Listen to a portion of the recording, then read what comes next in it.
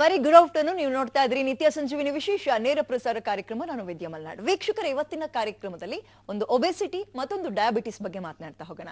ನೋಡಿ, ಇದೇ 30-40 ವರ್ಷದ ಹಿಂದೆ ಈ ಡಯಾಬಿಟಿಸ್ ಅನ್ನುವಂಥದ್ದು ತೀರಾ ಅಪರೂಪ ಆಗ್ಬಿಟ್ಟಿತ್ತು. ಬಟ್ ಇವತ್ತು ಮನೆಯಲ್ಲಿ 4 ಜನ ಇದ್ದಾರೆ ಅಂದ್ರೆ 3 ಜನಕ್ಕೆ ಇದ್ದೇ ಇರುತ್ತೆ ಆಲ್ಸೋ ಡಯಾಬಿಟಿಸ್. ಯಾಕೆ ಇತ್ತೀಚಿನ ದಿನಗಳಲ್ಲಿ ಹೆಚ್ಚಾಗ್ತದೆ?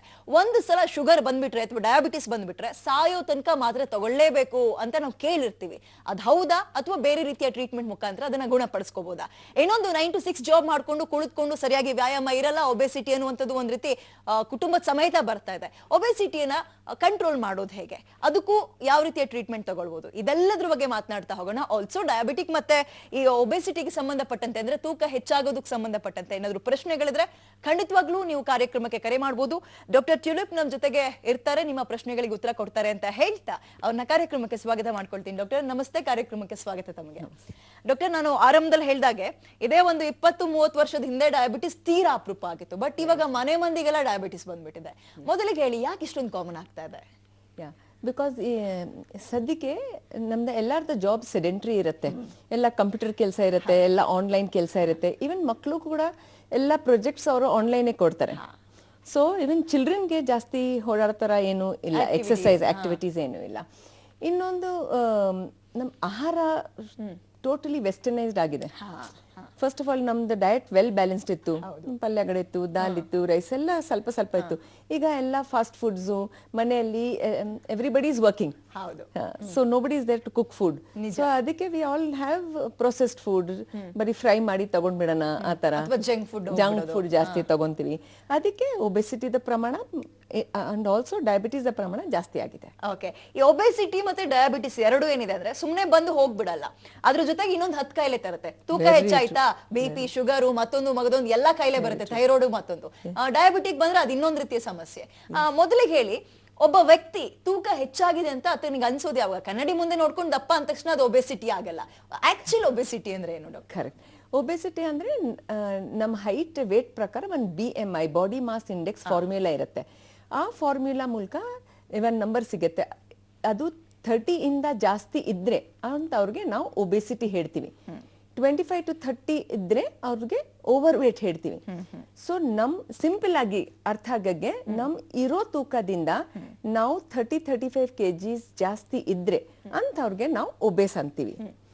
ಬಟ್ ಈಗ ಇದು ಐಬಾಲ್ ಟೆಸ್ಟ್, ನಾವು ಕಣ್ಣು ಕಾಣಿಸಕ್ಕೆ ಒಬೇಸ್ ಕಾಣ್ತಾರೆ.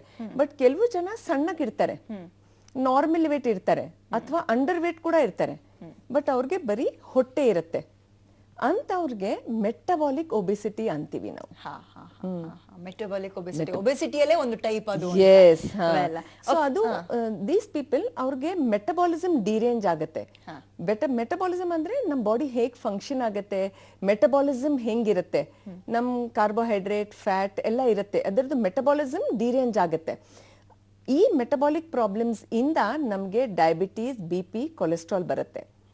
ಸೊ ಆಕ್ಚುಲಿ ನೀವು ನೋಡ್ತೀರಿ, ಎಲ್ಲ ಡಯಾಬಿಟಿಕ್ ಜನ ಒಬೇಸ್ ಇರಲ್ಲ, ಬಟ್ ಈ ಜನ ಸಣ್ಣ ಇರ್ತಾರೆ, ಬಟ್ ಹೊಟ್ಟೆ ದಪ್ಪ ಇರುತ್ತೆ. ಸೊ ಈ ದಪ್ಪ ಜನದಲ್ಲಿ ವಿಸಿರಲ್ ಫ್ಯಾಟ್ ಅಂದ್ರೆ ಹೊಟ್ಟೆ ಹೊರಗೆ ಫ್ಯಾಟ್. ನಮ್ಮ ಮೈಯಲ್ಲಿ 2 ಪ್ರಕಾರದ ಫ್ಯಾಟ್ ಇರುತ್ತೆ. ಒಂದ್ ಚರ್ಮ ಕೆಳಗಡೆದು, ಒಂದ್ ಹೊಟ್ಟೆ ಹೊರಗೆ, ಅಂದ್ರೆ ನಮ್ ಕರ್ಲ ಅಕ್ಕಪಕ್ಕ, ಲಿವರ್ ಒಳಗಡೆ, ಪ್ಯಾನ್ಕ್ರಿಯಾಸ್ ಒಳಗಡೆ, ದಟ್ ಇಸ್ ಕಾಲ್ಡ್ ವಿಸಿರಲ್ ಫ್ಯಾಟ್. ಈ ಪ್ರಮಾಣದ ಫ್ಯಾಟ್ ಜಾಸ್ತಿ ಇದ್ರೆ ಸೊ ಕೆಲವು ಕೆಟ್ಟ ಹಾರ್ಮೋನ್ಸ್ ರಿಲೀಸ್ ಆಗುತ್ತೆ. ಈ ಹಾರ್ಮೋನ್ಸ್ ಏನ್ ಮಾಡುತ್ತೆ, ಇನ್ಫ್ಲಮೇಷನ್ ಅಂದ್ರೆ ಊತ ಕೊಡುತ್ತೆ ನಮ್ ಎಲ್ಲ ಸೆಲ್ಸ್ಗೆ. ಅದಕ್ಕೆ ನಾವು ಮೆಟಬಾಲಿಕ್ ಒಬೆಸಿಟಿ ಅಂತೀವಿ. ಓಕೆ ಡಾಕ್ಟರ್, ಈ ಡಯಾಬಿಟಿಕ್ ಮತ್ತೆ ಒಬೆಸಿಟಿ ಎಷ್ಟು ಕಾಮನ್ ಆಗಿದೆ ಅಂದ್ರೆ ಒಂದ್ ರೀತಿ ಬಂದ್ರೆ ಮುಂಚೆ ಭಯ ಆಗ್ತಿತ್ತು, ಬಟ್ ಈಗ ಜನ ಅಯ್ಯೋ ಬಿಡು ಡಯಾಬಿಟಿಕ್ ಅಲ್ವಾ ಕಾಮನ್ ಆಗ್ಬಿಟ್ಟಿದೆ ಅನ್ಕೊಂಡಿದ್ದಾರೆ. ಇದ್ರ ಬಗ್ಗೆ ಕ್ವೆಶ್ಚನ್ ಕೇಳ್ತೀನಿ ಡಾಕ್ಟರ್. ಒಬ್ರು ಕಾಲರ್ ಇದ್ದಾರೆ, ಮಾತನಾಡಿಸ್ಬಿಡೋಣ. ತೇಜಸ್ವಿನಿ ಅಂತ ಬ್ಯಾಂಗ್ಳೂರ್ನಿಂದ. ನಮಸ್ತೆ.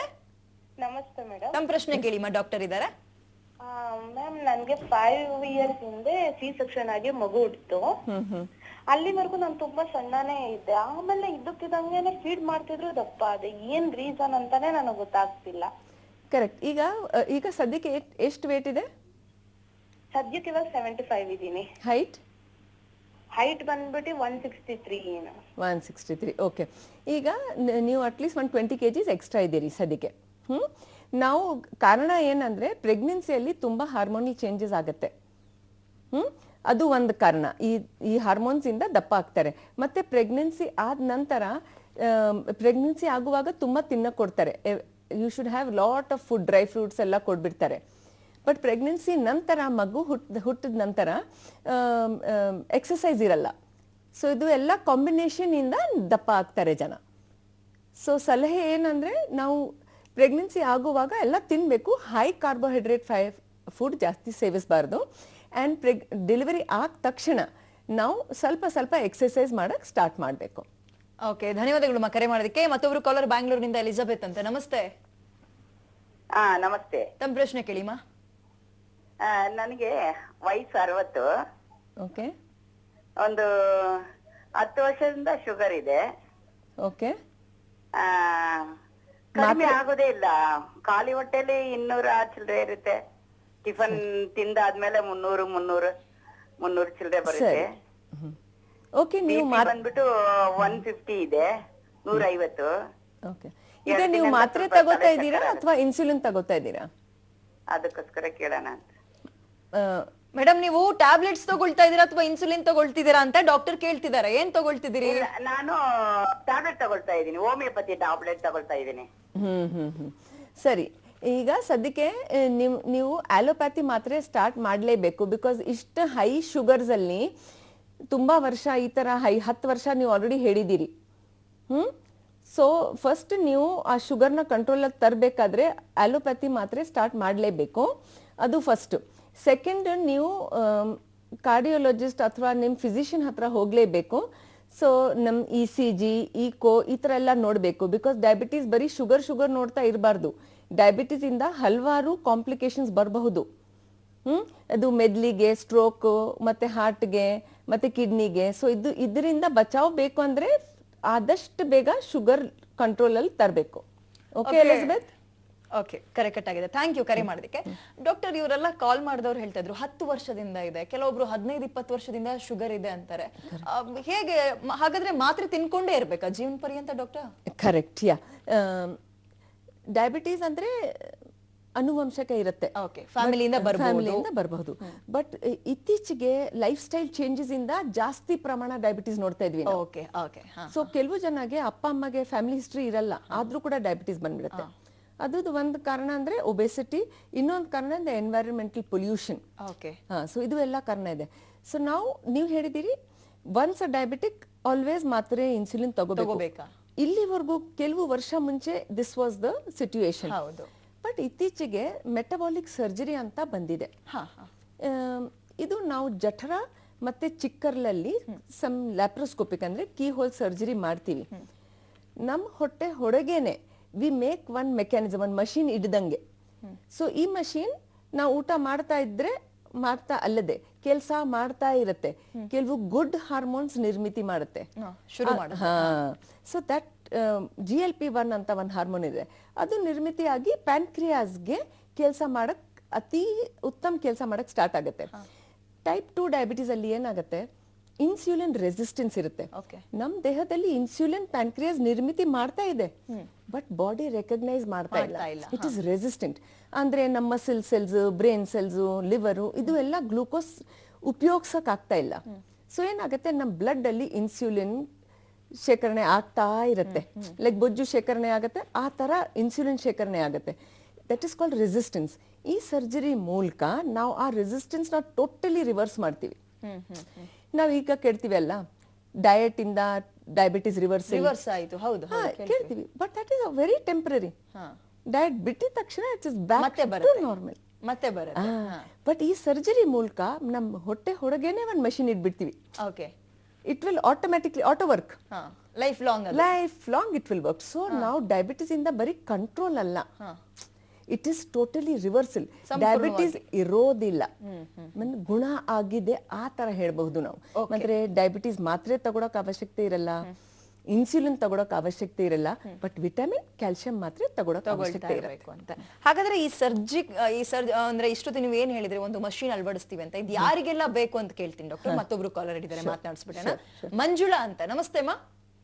ನಮಸ್ತೆ ಮೇಡಮ್. ತಮ್ಮ ಪ್ರಶ್ನೆ ಕೇಳಿ ಮಾ, ಡಾಕ್ಟರ್ ಇದ್ದಾರೆ. ಮೇಡಮ್, ನನ್ಗೆ ಇವಾಗ 36 ವರ್ಷ. ಓಕೆ. ನನ್ಗೇನಂದ್ರೆ ಇವಾಗ ಸಿಸರಿನ್ ಆಪರೇಷನ್ ಆಯ್ತು, 2 ಮಕ್ಳಿದಾರೆ. ಇವಾಗ ಏನಂದ್ರೆ ನನ್ಗೆ ಬೊಜ್ಜು ಜಾಸ್ತಿ ಹೊಟ್ಟೆಯಲ್ಲೇ ಬೆಳೀತಾ ಇದೆ, ಮತ್ತೆ ಹೊಟ್ಟೆ ಒಂದ್ ಸ್ವಲ್ಪ ಊದ್ಕೊಳ್ಳೋದು, ಊಟ ತಿಂಡಿ ತಿಂದ್ರೆ ಒಬೆಸಿಟಿ ಜಾಸ್ತಿ ಆಗೋದು. ಅದು ಟ್ರೀಟ್ಮೆಂಟ್ ತಗೋತಾ ಇದ್ರು ಕೂಡ ಅದು ಸರಿ ಹೋಗ್ತಾ ಇಲ್ಲ. ಯಾವ ಟ್ರೀಟ್ಮೆಂಟ್ ತಗೋತಾ ಇದ್ದೀರಾ ಬೊಜ್ಜುಗೆ? ಅದು ಟ್ಯಾಬ್ಲೆಟ್ಗಳು ಕೊಟ್ಟಿದ್ದಾರೆ, ಮತ್ತೆ ಇನ್ನೊಂದು ಜೀರ್ಣ ಆಗೋದಕ್ಕೆ ಆ ತರದೆಲ್ಲ ಆಗುತ್ತೆ. Very good. ವಾಕಿಂಗ್ ಎಷ್ಟು ಮಾಡ್ತಾ ಇದ್ದೀರಾ ಮೇಡಮ್? ವಾಕಿಂಗ್ ಎಷ್ಟು ಮಾಡ್ತಾ ಇದ್ದೀರಾ? ನಾನು ವಾಕಿಂಗ್ ಮಾಡ್ತಾ ಇಲ್ಲ ಮೇಡಮ್. ಅದೇ ಪ್ರಾಬ್ಲಮ್. ಇದು ಬೊಜ್ಜು ಕಡಿಮೆ ಆಗ್ಬೇಕು ಅಂದ್ರೆ ಫಸ್ಟ್ ಲೆವೆಲ್ ಅಂದ್ರೆ ಡಯಟ್ ಅಂಡ್ ಎಕ್ಸರ್ಸೈಸ್. ನೀವು ಆಹಾರ ಕಡಿಮೆ ಮಾಡಲಿಲ್ಲ ಅಂದ್ರೆ you will not lose weight. And ಜೊತೆಯಲ್ಲಿ ನೀವು ಏನು ತಿಂತೀರಾ ಅದಕ್ಕೆ ಜೀರ್ಣ ಆಗಲೇಬೇಕು, ಅದಕ್ಕೆ ಎಕ್ಸರ್ಸೈಸ್ ಮಾಡಬೇಕು. ಯಾವುದು ಮಾತ್ರೆ ವರ್ಕ್ ಆಗಲ್ಲ. ಓಕೆ, ಸೊ ನಿಮ್ಮ ಡಾಕ್ಟರ್ ಏನು ಮಾತ್ರೆ ಕೊಟ್ಟಿದ್ದಾರೆ ಅದರ ಜೊತೆಯಲ್ಲಿ ಆಹಾರ ಕಡಿಮೆ ಮಾಡಿ ಪ್ಲಸ್ ಎಕ್ಸರ್ಸೈಸ್ ಸ್ಟಾರ್ಟ್ ಮಾಡಿ. ಆಟೋಮ್ಯಾಟಿಕ್ಲಿ ಕ್ರಮೇಣ ನಿಮ್ದು ತೂಕ ಕಡಿಮೆ ಆಗ್ತಾ ಇರುತ್ತೆ. Okay okay, thank you Manjula ಅವರೇ ಕರೆ ಮಾಡೋದಕ್ಕೆ. ಡಾಕ್ಟರ್, ಓಕೆ, ಇದೀಗ ನನ್ನ ಪ್ರಶ್ನೆ, ಶುಗರ್ ಅಷ್ಟೊಂದು ದಿನದಿಂದ ಅಷ್ಟೊಂದು ವರ್ಷದಿಂದ ಇರುತ್ತೆ ಅಂತಾರಲ್ಲ, ಶುಗರ್ ಹೆಚ್ಚಾದ್ರೆ ತುಂಬಾ ವರ್ಷಗಳಿಂದ ಇದ್ರೆ ಅದರಿಂದ ಆಗೋ ಕಾಂಪ್ಲಿಕೇಶನ್ಸ್ ಏನ್ ಡಾಕ್ಟರ್? Correct, S. ಈಗ ನಾವು ಊಟ ಮಾಡ್ತೀವಿ, ಆವಾಗ ಗ್ಲೂಕೋಸ್ ಅಬ್ಸಾರ್ಪ್ಷನ್ ಆಗ್ತಾ ಇರುತ್ತೆ, ಇದು ನಮ್ಮ ಬ್ಲಡ್ ಅಲ್ಲಿ ಹೋಗುತ್ತೆ. ನಾವು ನಾರ್ಮಲ್ ಡಯಟ್ ತಗೊಂಡ್ರೆ ಸ್ವಲ್ಪ ಗ್ಲೂಕೋಸ್ ಹೋಗುತ್ತೆ. ನಾವು ಹೈ ಕಾರ್ಬ್ ಡಯಟ್ ತಗೊಂಡ್ರೆ, ಇದು ನೀವು ಹೇಳಿದಿರಲ್ಲ junk food, process food, sweets ಎಲ್ಲ ಜಾಸ್ತಿ ತಗೊಂಡ್ರೆ ಜಾಸ್ತಿ ಗ್ಲೂಕೋಸ್ ನಮ್ಮ ಬ್ಲಡ್ ಅಲ್ಲಿ ಬರುತ್ತೆ. ಬಟ್ ಈಗ ಏನಾಗುತ್ತೆ, ಗ್ಲೂಕೋಸ್ ಒಂದು ಕರ್ವ್ ಇರುತ್ತೆ, ಈ ತರ ನಾರ್ಮಲ್, ದಟ್ಸ್ ಫಾರ್ ನಿಮ್ಮ ದೇಹದಲ್ಲಿ ನಮ್ಮ ದೇಹದಲ್ಲಿ ಎಲ್ಲ ಈ ತರ ಆಗ್ತಾ ಇರುತ್ತೆ. ಹೆಚ್ಚಾಗಿ ತಿನ್ನುವಾಗ ವೆನ್ ಗ್ಲೂಕೋಸ್ ಲೆವೆಲ್ಸ್ ತುಂಬಾ ಹೈ ಆಗುತ್ತೆ, ಆವಾಗ ಸ್ಪೈಕ್ಸ್ ಆಗುತ್ತೆ. ಓಕೆ, ಪೀಕಿಗೆ ಹೋಗುತ್ತೆ. That is called glucose spikes. Okay, ಆ ಸ್ಪೈಕ್ಸ್ ಹೆಚ್ಚಾಗತ್ತೆ, ಆಮೇಲೆ ತುಂಬಾ ಕ್ರಾಶ್ ಆಗುತ್ತೆ. ಅದಕ್ಕೆ ನೀವು ನೋಡ್ತೀರಾ, ಈ ಡಯಾಬಿಟೀಸ್ ಜನ ಹಶು ಆಗುತ್ತೆ, ವೀಕ್ನೆಸ್ ಆಗುತ್ತೆ, ತಿನ್ಬಿಡ್ತಾರೆ. ತಿಂದಿದ ತಕ್ಷಣ they are very happy, they feel very good. But after some time ಮತ್ತೆ ಶುಗರ್ ಡೌನ್ ಆಗುತ್ತೆ, ದೇ ಫೀಲ್ ಶುಗರ್ ಡೌನ್ ಆಗುತ್ತೆ, ಅದಕ್ಕೆ ಇನ್ನೂ ತಿನ್ಬೇಕು. ಸೊ ಇದು ವಿಶಿಯಸ್ ಸೈಕಲ್ ಅಂತೀವಿ. So this cycle this causes damage. ಈ ಹೈ ಸ್ಪೈಕ್ಸ್ ಇದೆ ಅಲ್ಲ, ದಟ್ ವಿಲ್ ಕಾಸ್ ಡ್ಯಾಮೇಜ್. ಅದನ್ನ ಕಂಟ್ರೋಲ್ ಮಾಡಬೇಕು ಅಂತ. ಸೊ ನಾವು ಹೇಗೆ ಕಂಟ್ರೋಲ್ ಮಾಡಬೇಕು? ಅದು you should have a diet. ನಮ್ಮ ಡಯಟ್ಗೆ ಎಲ್ಲ ತಿಂತೀವಿ ಅಲ್ಲ, ಆ ಡಯಟ್ಗೆ ಒಂದು ಸ್ಟೆಪ್ಸ್ ಇರಬೇಕು. ಫಸ್ಟ್ ನಾವು ಬರೀ ವೆಜಿಟೇಬಲ್ಸ್ ತಿನ್ಬೇಕು. ಆ ವೆಜಿಟೇಬಲ್ ವೆರಿ ಗುಡ್. ಆ ವೆಜಿಟೇಬಲ್ಸ್ ಅಲ್ಲಿ ಫೈಬರ್ ಇರುತ್ತೆ. ಆ ಫೈಬರ್ಸ್ ಫಸ್ಟ್ ತಿಂದ್ರೆ ಆ ಇಂಟೆಸ್ಟೈನ್ ನ ಕೋಟ್ ಮಾಡ್ಬಿಡುತ್ತೆ. ಕೋಟ್ ಮಾಡಿದ್ರೆ ಆಮೇಲೆ ನಾವು ಏನ್ ಕಾರ್ಬೋಹೈಡ್ರೇಟ್ ತಿಂತೀವಿ, ಅನ್ನ, ಇದು ಎಲ್ಲ ತಿಂತೀವಿ, that will get slow absorption, control ಮಾಡುತ್ತೆ. ಆ ಗ್ಲೂಕೋಸ್ ನ ನಮ್ ಇಂಟೆಸ್ಟೈನ್ ಇಂದ ಕರ್ಲಿಂದ ಬ್ಲಡ್ ವೆಸಲ್, ಅದು ರಕ್ತ ಅಲ್ಲಿ ಹೋಗಕ್ಕೆ ಟೈಮ್ ತಗೊಳುತ್ತೆ. ಸೊ ಸ್ಪೈಕ್ಸ್ ಬರಲ್ಲ. ಓಕೆ, ಅಂದ್ರೆ ಫಸ್ಟ್ ಶುಗರ್ ಇರುವಂತವರು ಫೈಬರ್ ಜಾಸ್ತಿ ತಗೊಳ್ಳಿ first. Very good. Fibre first ತಗೋಬೇಕು, ಆಮೇಲೆ 15 ನಿಮಿಷ ಆದ್ಮೇಲೆ ಕಾರ್ಬ್ಸ್ ತಗೊಳ್ಮೇಲೆ ಅನ್ನ, ರೋಟಿ ತಿಂತೀರಾ ಅದನ್ನ. ಅಂಡ್ ಅಕಸ್ಮಾತ್ ಈಗ ನೀವು ಹೇಳಿದಿರಿ ತುಂಬಾ ವರ್ಷ ಹೈ ಶುಗರ್ ಇದ್ರೆ, ಹೈ ಶುಗರ್ ಇಂದ ಏನ್ ಪ್ರಾಬ್ಲಮ್ ಬರುತ್ತೆ, ನಮ್ ರಕ್ತದ ಪ್ರವಾಹ ಅದು ನಿಧಾನಾಗಿ ಸ್ಲೋ ಮಾಡುತ್ತೆ. ಅಂಡ್ ನಾವು ಬದುಕ್ತಾ ಇದೀವಿ, ನಮ್ಮ ಮೆದ್ಲಿಗೆ, ಹಾರ್ಟ್ಗೆ, ಕಿಡ್ನೀಸ್ಗೆ ಎಲ್ಲ ರಕ್ತ ಪ್ರವಾಹದಿಂದಾನೇ ಎಲ್ಲ ಫಂಕ್ಷನ್ ನಾರ್ಮಲ್ ಇರುತ್ತೆ. ಈ ರಕ್ತ ಪ್ರವಾಹ ಕಡಿಮೆ ಆದ್ರೆ ಅಥವಾ ಬ್ಲಡ್ ವೆಸಲ್ ಕಡಿಮೆ ಆದ್ರೆ ಬ್ಲಡ್ ಫ್ಲೋ ಕಡಿಮೆ ಆಗುತ್ತೆ. ಬ್ಲಡ್ ಫ್ಲೋ ಕಡಿಮೆ ಆದ್ರೆ ಫಂಕ್ಷನ್ ಕಡಿಮೆ ಆಗುತ್ತೆ, ಕಿಡ್ನಿ ಫೇಲ್ ಆಗುತ್ತೆ, ಹಾರ್ಟ್ದಲ್ಲಿ ಹಾರ್ಟ್ ಬ್ಲಾಕ್ ಆಗುತ್ತೆ, ಈ ತರ ಪ್ರಾಬ್ಲಮ್ಸ್ ಬರ್ತಾ ಇರುತ್ತೆ. ಒಂದ್ ಬ್ರೇಕ್ ತಗೊಳ್ಳೋ ಟೈಮ್ ಡಾಕ್ಟರ್, ನಿಮ್ಮ ಹತ್ರ ಮಾತಾಡಿಸ್ತೀನಿ. ವೀಕ್ಷಕರೇ, ಡಯಾಬಿಟಿಸ್ ಮತ್ತು ಒಬೆಸಿಟಿ ಎರಡೂ ಕೂಡ ಕಾಮನ್ ಆದ್ರೂ ಎಷ್ಟು ಡೇಂಜರ್ ಇದು, ಸ್ಲೋ ಪಾಯ್ಸನ್ ರೀತಿಯಲ್ಲಿ ನಮ್ಮ ದೇಹದಲ್ಲಿ ವರ್ಕ್ ಮಾಡುತ್ತೆ ಅಂತ ಡಾಕ್ಟರ್ ಹೇಳ್ತಾ ಇದ್ದಾರೆ. ಹಾಗಾದ್ರೆ ಇದಕ್ಕೆ ಪರಿಹಾರ ಏನಪ್ಪಾ, ಟ್ರೀಟ್ಮೆಂಟ್ ಏನಪ್ಪಾ, ಕೇಳೋಣ ಬ್ರೇಕ್ ಆದ್ಮೇಲೆ. Welcome back. ಒಬೆಸಿಟಿ ಅಂದ್ರೆ ತೂಕ ಹೆಚ್ಚಾಗೋದ್ರಿಂದ ಆಗುವ ಪರಿಣಾಮಗಳೇನು ಮತ್ತು ಡಯಾಬಿಟಿಸ್, ನಾನು ಆರಂಭದಲ್ಲೇ ಹೇಳಿದೆ ಬ್ರೇಕ್ ಗಿಂತ ಮುಂಚೆ, ಇದು ತುಂಬಾ ಸ್ಲೋ ಪಾಯ್ಸನ್ ರೀತಿಯಲ್ಲಿ ನಮ್ಮ ದೇಹವನ್ನ ವಕ್ರಿಸ್ಕೊಳ್ತಾ ಇದೆ, ಆರೋಗ್ಯವನ್ನ ಹಾಳು ಮಾಡ್ತಾ ಇದೆ ಅಂತ. ಕಾರಣಗಳೇನು ಅಂತ ನೋಡಿದ್ವಿ, ಲಕ್ಷಣಗಳೇನು ಅಂತ ನೋಡಿದ್ವಿ, ಟ್ರೀಟ್ಮೆಂಟ್ ಏನು ಅಂತ ಹೋಗೋಣ. ಡಾಕ್ಟರ್, ಈಗ ಸರ್ಜರಿ ಬಗ್ಗೆ ಮಾತಾಡ್ತಾ ಇದ್ವಿ. ಎಷ್ಟೋ ಜನಕ್ಕೆ ಗೊತ್ತಿಲ್ಲ ಡಯಾಬಿಟಿಸ್ ಬಂದ್ರೆ ಬರೀ ಮಾತ್ರೆ ತಗೊಳ್ಬೇಕು ಅನ್ಕೊಂಡಿದ್ದಾರೆ ಹೊರತು ಅವ್ರಿಗೆ ಸರ್ಜರಿಗೆ ಒಳಗಾಗ್ಬೋದು ಅಂತ. ಕರೆಕ್ಟ್. ಎಂಥವ್ರಿಗೆ ಸರ್ಜರಿ ಬೇಕಾಗತ್ತೆ? ಈ ಡಯಾಬಿಟಿಸ್ ಸರ್ಜರಿ ಅಂದ್ರೆ ಬೇರೆ ಹೆಸರು ಅಂದ್ರೆ ಮೆಟಬಾಲಿಕ್ ಸರ್ಜರಿ. ಎಲ್ಲ ಡಯಾಬಿಟಿಕ್ಸ್ ಮೇಲೆ ಇಲ್ಲ. ಇಟ್ ಇಸ್ ಡಯಾಬಿಟಿಸ್ ಅಲ್ಲಿ ಟೈಪ್ 1 ಇರುತ್ತೆ, ಟೈಪ್ 2 ಇರುತ್ತೆ, ಬೇರೆ ಕೂಡ ಇರುತ್ತೆ, ಟೈಪ್ 1.5 ಆತರ ಇರುತ್ತೆ. But type 2 diabetics 90% of the diabetic ಪಾಪ್ಯುಲೇಷನ್ಗೆ ಟೈಪ್ 2 ಡಯಾಬಿಟಿಸ್ ಇರುತ್ತೆ. ಸೊ ಮೋಸ್ಟ್ಲಿ ಮೆಜಾರಿಟಿ ಡಯಾಬಿಟಿಕ್ಸ್ ಅಲ್ಲಿ ಇದು ಮಾಡಬಹುದು. ಬಟ್ ಕೆಲವು ಬ್ಲಡ್ ಟೆಸ್ಟ್ ಇರುತ್ತೆ. ಆ ಬ್ಲಡ್ ಟೆಸ್ಟ್ ಮೂಲಕ ನಮಗೆ ಗೊತ್ತಾಗುತ್ತೆ ಆ ಪ್ಯಾನ್ಕ್ರಿಯಾಸ್ ಗ್ರಂಥಿ ಎಷ್ಟು ಕೆಲಸ ಮಾಡ್ತಾ ಇದೆ. ತುಂಬಾ ವರ್ಷದಿಂದ ಡಯಾಬಿಟೀಸ್ ಇದ್ರೆ ನಾವು ಆ ಸಿ ಪೆಪ್ಟೈಡ್ ಮತ್ತೆ ಸೀರಮ್ ಇನ್ಸುಲಿನ್ ಟೆಸ್ಟ್ ಮಾಡಬೇಕು. ಅದರಲ್ಲಿ ನಮಗೆ ಗೊತ್ತಾಗುತ್ತೆ ಓಕೆ ಈ ಪೇಷಂಟ್ನ ನಾವು ಈ ಪೇಷಂಟ್ ಮೇಲೆ ನಾವು ಸರ್ಜರಿ ಮಾಡ್ಬೋದು. ಒನ್ಸ್ ಆ ಟೆಸ್ಟ್ಸ್ ಆದ್ರೆ ಯಾವುದು ಪೇಷಂಟ್ ಮೇಲೆ ನಾವು ಈ ಸರ್ಜರಿ ಮಾಡಿದ್ರೆ 100% ವಾಸಿ ಆಗೇ ಆಗುತ್ತೆ. ಡಯಾಬಿಟೀಸ್ ಟೈಪ್ 2 ಡಯಾಬಿಟೀಸ್ ಹೋಗುತ್ತೆ. ಓಕೆ, ತುಂಬಾ ಜನಕ್ಕೆ ಕ್ವೆಶನ್ ಡಾಕ್ಟರ್, BP ಬರ್ಲಿ ಶುಗರ್ ಬರ್ಲಿ ಮಾತ್ರೆ ತಗೊಳ್ತಿರ್ತಾರೆ, ತಗೊಳ್ಳೋ ತನಕ ಅದು ಕಂಟ್ರೋಲ್ ನಲ್ಲಿರುತ್ತೆ, ಮಾತ್ರೆ ಬಿಟ್ರೆ ಸಡನ್ ಆಗಿ ಹೈ ಆಗುತ್ತೆ. ಈಗ ಈ ಸರ್ಜರಿ ಅಂತ ಬಂದಾಗ ಒಂದು ಸಲ ಸರ್ಜರಿ ಮಾಡಿಸ್ಕೊಂಡ್ರೆ ಲೈಫ್ ಟೈಮ್ ಇರುತ್ತಾ ಅಥವಾ ಅಗೇನ್ ಮತ್ತೆ ಬಂತು ಶುಗರ್ ಮತ್ತೆ ಬರ್ಬೇಕಾ ನಿಮ್ಮ ಹತ್ರ? ನೋ, ದಟ್ಸ್ ವಾಟ್ ನಾ ಹೇಳಿದೀವಿ ಅಲ್ಲ, ಒಂದು ಇಂಟರ್ನಲ್ ಮೆಕ್ಯಾನಿಸಮ್, ಒಂದು ಇಂಟರ್ನಲ್ ಮೆಷಿನ್ ಹಿಡ್ದಂಗೆ. ಸೊ ಒಂದ್ಸತಿ ಈ ಸರ್ಜರಿ ಮಾಡಿದ್ರೆ ಲೈಫ್ ಟೈಮ್ ಡಯಾಬಿಟೀಸ್ ಬರೋ ಸಾಧ್ಯ ಇಲ್ಲ. Okay okay. ಒಬೆಸಿಟಿಗೆ ಏನ್ ಟ್ರೀಟ್ಮೆಂಟ್ ಡಾಕ್ಟರ್? ನಾವು ಒಬೆಸಿಟಿಗೆ ನಾವು ಮಾತಾಡಿದೀವಲ್ಲ ಒಂದು ಕರೆ ಇರೋರಿಗೆ. So first diet and exercise ನಮ್ಮ ಫೌಂಡೇಶನ್ ಸ್ಟೋನ್. ಅದಕ್ಕೆ ಮೇಲೇನೆ ಎಲ್ಲ. ಬರೀ ಡಯಟ್ 5-10 kgs ಹೆಚ್ಚಿದ್ರೆ ಡಯಟ್ ಎಕ್ಸರ್ಸೈಸ್ ಮೂಲಕ ನಾವು ತೂಕ ಕಡಿಮೆ ಮಾಡಬಹುದು. ಅದಕ್ಕಿಂತ ಅಕಸ್ಮಾತ್ ನನಗೆ 10-15 kgs ಕಡಿಮೆ ಮಾಡಬೇಕು ಅಂದ್ರೆ ಕೆಲವು ಮೆಡಿಸಿನ್ಸ್ ಇದೆ. ಈಗ ಗುಡ್ ಮೆಡಿಸಿನ್ಸ್ ಬಂದಿದೆ, ಆ ಮೆಡಿಸಿನ್ಸ್ ಉಪಯೋಗ ತಗೋಬಹುದು ನಾವು. We can use those medicines and diet ಇಂದ ಆಗಿಲ್ಲ ಅಂದ್ರೆ ಆವಾಗ ಬಲೂನ್ ಅಂತ ಬಂದಿದೆ, ಸ್ವೋಲೋ ಬಲೂನ್. ಅದು ಬರೀ ಒಂದು ಕ್ಯಾಪ್ಸೂಲ್ ತರ ಇರುತ್ತೆ, ಅದು ನುಂಗ್ಸ್ಬಿಟ್ರೆ ಒಂದು 10 minutes ಅಲ್ಲಿ ಕೆಲಸ ಆಗುತ್ತೆ. ಆಮೇಲೆ ಆ ಬಲೂನ್ ನಮ್ಮ ಜಠರದಲ್ಲಿ ಜಾಗ ತಗೊಳುತ್ತೆ. ಸೊ ನಮ್ಗೆ ಫೋರ್ಸ್ಡ್ ಡಯಟಿಂಗ್ ಆಗುತ್ತೆ. ಸ್ವಲ್ಪ ತಿಂದ್ರೂ ಹೊಟ್ಟೆ ತುಂಬುತ್ತೆ. ಆಹಾರ ಕಡಿಮೆ ಮಾಡುತ್ತೆ. ಸೊ ಅದಕ್ಕೆ ಮೂಲಕ ದಟ್ಸ್ ಅನದರ್ ವೇ. ಬಟ್ ಅದ್ರ ಜೊತೆಲೇನು ವಾಕಿಂಗ್ ಬೇಕೇ ಬೇಕು. ನೆಕ್ಸ್ಟ್ ಇದು ಈಗ ನಾವು ಡಯಟ್ ಮಾಡ್ತೀವಿ, ಎಕ್ಸರ್ಸೈಸ್ ಮಾಡ್ತೀವಿ, ಜಿಮ್ಮಲ್ಲಿ ಹೋಗ್ತೀವಿ, ಧರ್ಮಸ್ಥಳ ಎವ್ರಿಥಿಂಗ್ ಆಯ್ತು, ಏರೋಬಿಕ್ಸ್ ಎಲ್ಲ ಮಾಡಿದೀವಿ. ಯಾವುದು ಕಾರಣದಿಂದ ನಮ್ಮ ತೂಕ ಕಡಿಮೆ ಆಗ್ಲಿಲ್ಲ ಅಂದ್ರೆ, ಅತಿ ಬೊಜ್ಜು ಆಗಿದೀವಿ ಅಂದ್ರೆ, ಆವಾಗ ಬೇರಿಯಾಟ್ರಿಕ್ ಸರ್ಜರಿ ಅಂತ ಇರುತ್ತೆ. ಇದರಲ್ಲಿನೂ ಕೆಲವು ಬೇರೆ ಬೇರೆ ಪ್ರಕಾರದ ಇರುತ್ತೆ. ಕೆಲವು ಸರ್ಜರೀಸ್ ಅಲ್ಲಿ ನಾವು ಬರೀ ಜಠರ ಮೇಲೆ ಮಾಡ್ತೀವಿ. ಈ ಜಠರದ ಒಂದು ಗಾತ್ರ ಇರುತ್ತೆ, ಆ ಜಠರದ ಗಾತ್ರ ನಾವು ಕಡಿಮೆ ಮಾಡ್ಬಿಡ್ತೀವಿ. ಸೊ ಏನಾಗುತ್ತೆ, ಒಂದು ಡಯಟ್ ಆಗುತ್ತೆ, but it is better than dieting and much more better. Why? Because ನಾವು ಬರೀ ಕ್ವಾಂಟಿಟಿ ಲಿಮಿಟ್ ಮಾಡ್ತಾ ಇಲ್ಲ, ಅದರಲ್ಲಿ ಕೆಲವು ಹಾರ್ಮೋನಲ್ ಚೇಂಜಸ್ ಬರುತ್ತೆ. ಆ ಗ್ರೆಲಿನ್ ಅಂತ ಒಂದು ಹಾರ್ಮೋನ್ ಇರುತ್ತೆ, ಹಂಗರ್ ಹಾರ್ಮೋನ್, ಅದು ತೆಗೆಸ್ಬಿಡ್ತೀವಿ. ಅದರ ಜೊತೆಲಿ ನಮ್ಮ ಜಠರ ಅಲ್ಲಿ ಈ ಚಿಕ್ಕ ಜಠರ ಇರುತ್ತಲ್ಲ, ಏನ್ ತಿಂತೀವಿ ಅದು ಬೇಗ ಬೇಗ ಕೆಳಗಡೆ ಆಗ್ಬಿಡುತ್ತೆ. ಸೊ GLP-1 ಇನ್ಕ್ರೀಸ್ ಆಗಿ ಜಸ್ಟ್ ರೀಸೆಂಟ್ಲಿ ಡಿಟೆಕ್ಟೆಡ್ ಡಯಾಬಿಟಿಕ್ಸ್ಗೆ ಚೆನ್ನಾಗಿ ರಿಸಲ್ಟ್ ಬರುತ್ತೆ. ಬೊಜ್ಜುನು ಕಡಿಮೆ ಆಗತ್ತೆ, ಡಯಾಬಿಟೀಸ್ನು ಸ್ವಲ್ಪ ವಾಸಿ ಆಗೋ ತರ ಇರುತ್ತೆ. ಬಟ್ ಕೆಲವು ಜನಗೆ ಸ್ಟ್ರಾಂಗ್ ಡಯಾಬಿಟೀಸ್ 5 ವರ್ಷದಿಂದ 2 ವರ್ಷದಿಂದ 10 ವರ್ಷದಿಂದ ಡಯಾಬಿಟೀಸ್ ಇರೋರಿಗೆ ಅಂಡ್ ಬೊಜ್ಜು ಇರೋರು, ಆವಾಗ ನಾವು ಗ್ಯಾಸ್ಟ್ರಿಕ್ ಬೈಪಾಸ್ ಅಂತೀವಿ. Okay okay. ಮತ್ತೊಬ್ರು ಕಾಲರ್ ಏನಿದ್ದಾರೆ, ಕೊನೆಯದಾಗಿ ತಗೋಬಿಡೋಣ ಡಾಕ್ಟರ್. ನಮಸ್ತೆ.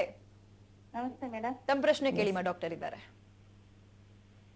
ನಮಸ್ತೆ ಮೇಡಮ್. ನಮಸ್ಕಾರ ಮೇಡಮ್. ನಾನು ಮುಂಚೆ ದಪ್ಪ ಇರ್ಲಿಲ್ಲ, ಡೆಲಿವರಿ ಆದ್ಮೇಲೆ ಬಹಳ ದಪ್ಪ ಆಗ್ಬಿಟ್ಟಿದೀನಿ.